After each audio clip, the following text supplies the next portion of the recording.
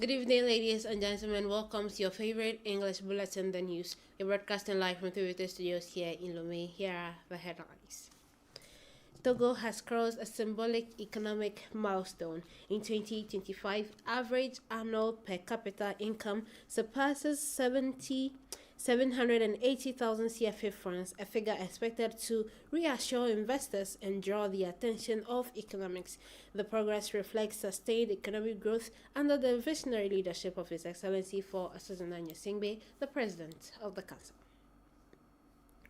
In the capital of Togo, customs officers and law enforcement agents took part in a training session on intellectual property rights and anti-counterfeiting. The objective was to strengthen enforcement capacity, protect innovation, and support economic development. Stay with us, we'll bring you all the details shortly.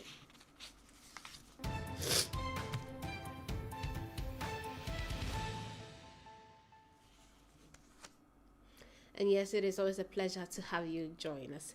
More wealth, stronger indicators, and clearer prospects. Togo's average income reaches a new high, reflecting a nation advancing with measurable economic gains, surpassing 780,000 CFA francs in average annual income per capita in 2025. Togo crosses a symbolic economic threshold. With investors watching closely, this climb up in Togo's GDP reinforces the country's economic credibility on the regional stage. Gabriel Ayana tells us more in the following report. 780,000 CFA francs, approximately 1,300 US dollars. That is the new face of Togo's GDP per capita in 2025, a significant milestone that cannot be explained by a simple equation. National wealth is increasing faster than the population. On one hand, the Togolese economy is operating at full capacity with growth estimated at over 6% this year. And on the other, the population continues to grow but at a slightly slower pace. The natural growth rate has eased from 2.36% to 2.34%, partly attributed to reforms initiated by the President of the Council for Asozunanya Singbe. There is also a statistical effect. In January this year, the United Nations incorporated the final results of the 2022 census into its calculations. As a result, population figures for previous years were revised downward by approximately 12% compared to earlier estimates. Mechanically, when the number of inhabitants decreases, in statistical calculations, income per capita increases. In 2023, GDP per capita stood at 724,200 CFA francs. In 2024, it rose to 768,600 francs CFA. In 2025, it surpasses 780,000 CFA francs. This figure is far from insignificant. It is closely monitored by international financial institutions, rating agencies, and investors to assess a country's economic health and compare it with its regional peers. It is also a key benchmark for public authorities when designing and adjusting policies. An average of 780,000 CFA francs per person reflects a clear trend. Wealth generated on Togolese soil is increasing, and the statistical foundations used to measure it have never been more reliable. Crossing this threshold sends a strong signal that the country is moving forward, developing steadily and experiencing sustained growth in average national wealth. And in Lomé, the pilot phase of the project to integrate anti-corruption education into higher education curricula has officially been launched. Led by Haplusia, the initiative marks the beginning of a nationwide rollout across universities and training centers aimed at equipping students with the knowledge and ethical foundations necessary to fight corruption from its very roots. Gabriel Ayana reports. Je déclare officiellement lancé. I hereby officially declare the launch of the pilot phase of the project to integrate anti-corruption education into training curricula in Togo's higher education institutions and training centers. Supérieur et les centres de formation. The initiative of integrating anti-corruption education into curricula hereby begins with the National School of Administration. For 3 days, the participants will further their knowledge on issues related to corruption, its challenges, and associated offenses through modules focused on themes such as good governance and the legal framework governing corruption. The objective is clear: to shape consciences and instill ethical values and moral principles that will positively influence public service conduct. After the National School of Administration, the program will expand to the universities of Lome and Kara, as well as the inner branch in Atapame. The goal is to train a new generation of public officials committed to upholding the primacy of the public interest. This project aligns with the vision of the President of the Council for Assessment Nyazingbe, who has made good governance, integrity, and responsible youth training national priorities. Introducing ethics, integrity, and corruption prevention at this strategical level means acting at the root and contributing to the development of accountable decision makers, rigorous administrators, and civil servants fully aware of the nobility and demands of their mission.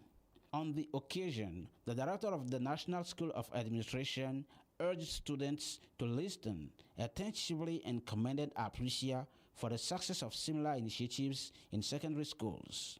Following the constitutional reform of May 6, 2024, the institution has become ETHIC, the higher authority for transparency, integrity in public life, and the fight against corruption.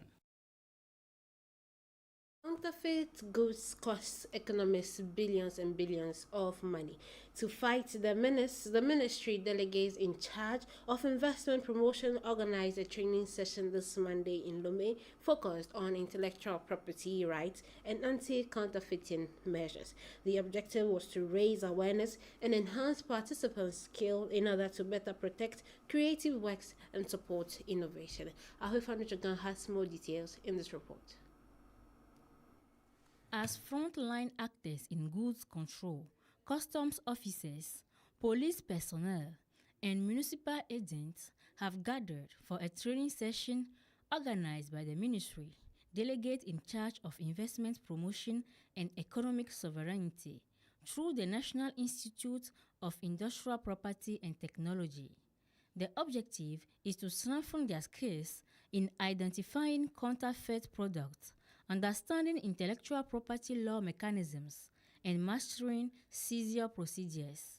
Experts emphasize that combating counterfeiting and copyright piracy fosters job creation, promotes legitimate economic activities, and encourages investment. Protecting intellectual property is therefore not merely a legal issue, it is a driver of economic growth.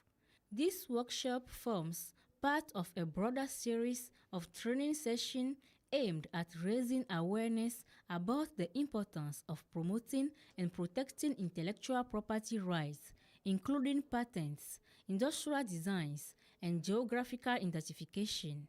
The ambition is clear: to make Togo more attractive to investors while promoting research and its practical application through industrialization. Discussions also focused on the legal framework for enforcing intellectual property rights and the role of customs and law enforcement in consumer protection. Additional awareness sessions are planned for employers' organizations, pharmacists, researchers, and students.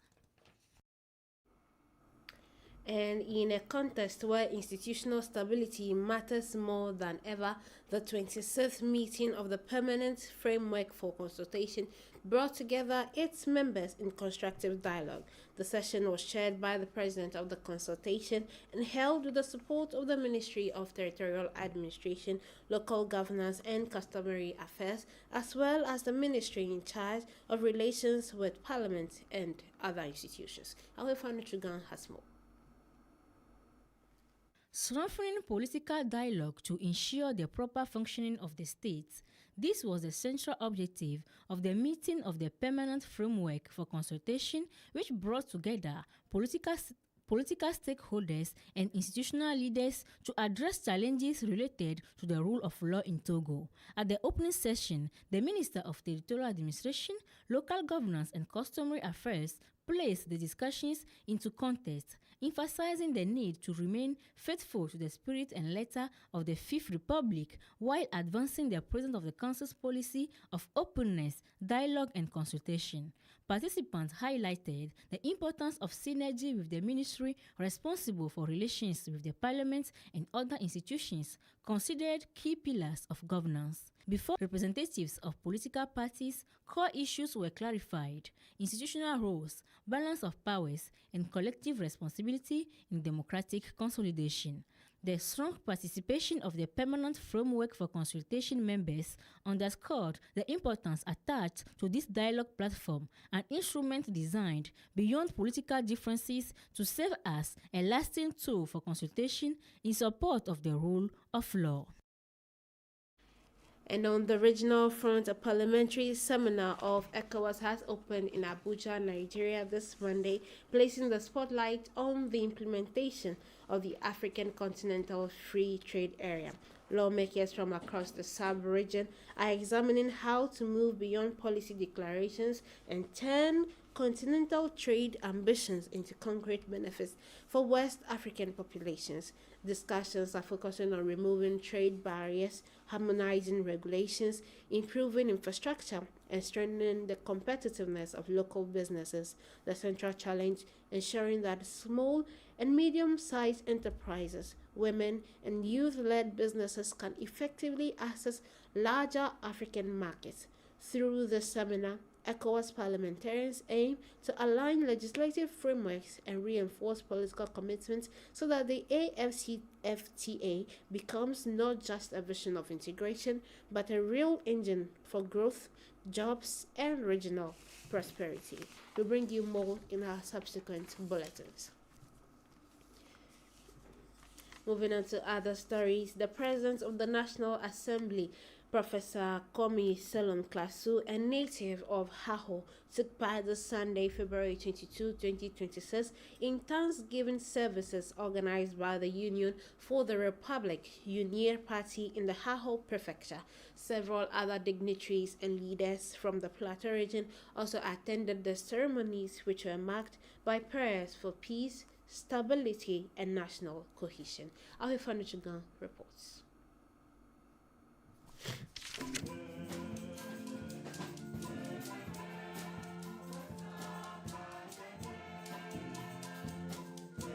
In unity and gratitude, militants and supporters of the Uni Party's Haho section gathered to give thanks to God for his goodness and faithfulness. Leading the delegation was the Speaker of the National Assembly, Professor Komi Selom Klasu, a native of the prefecture. All assembled at the St. Peter and Paul Parish in Nochen for a Eucharistic celebration marked by reflection and spiritual fervor on this first Sunday of Lent.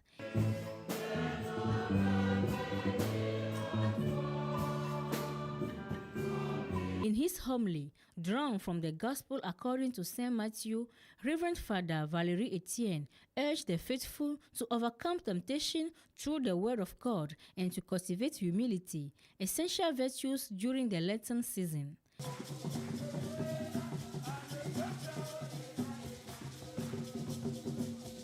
The mobilization was equally strong at the Evangelical Presbyterian Church at Pegame Temple, where supporters also attended a Thanksgiving service.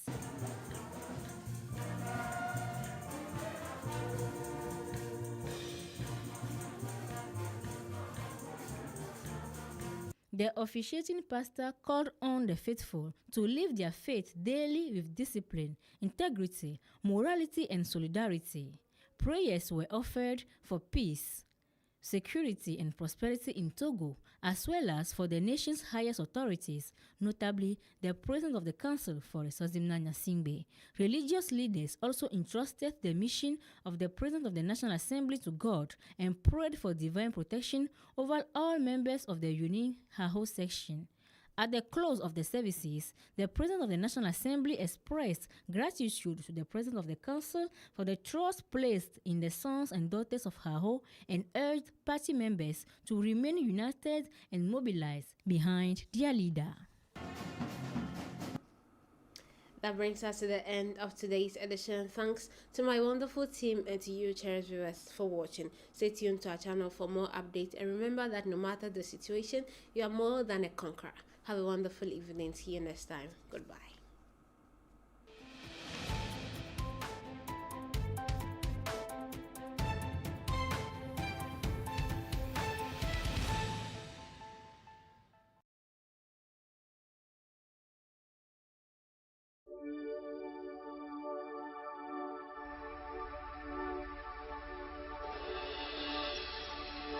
Pouvoir toucher l'intouchable, pouvoir parler à l'invisible et concevoir l'inconcevable. C'est ça, toucher l'horizon. Pouvoir toucher l'intouchable, pouvoir parler à l'invisible et concevoir l'inconcevable. C'est ça, toucher l'horizon.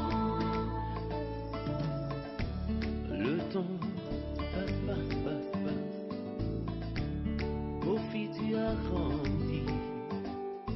Oh yeah, tu as grandi. Les réalités de la vie sont devant. Tu veux toucher le beau, le vrai. Alors tu dois toucher le faux, ce qui est faux aussi. Kofi, écoute ceci, ce n'est pas facile.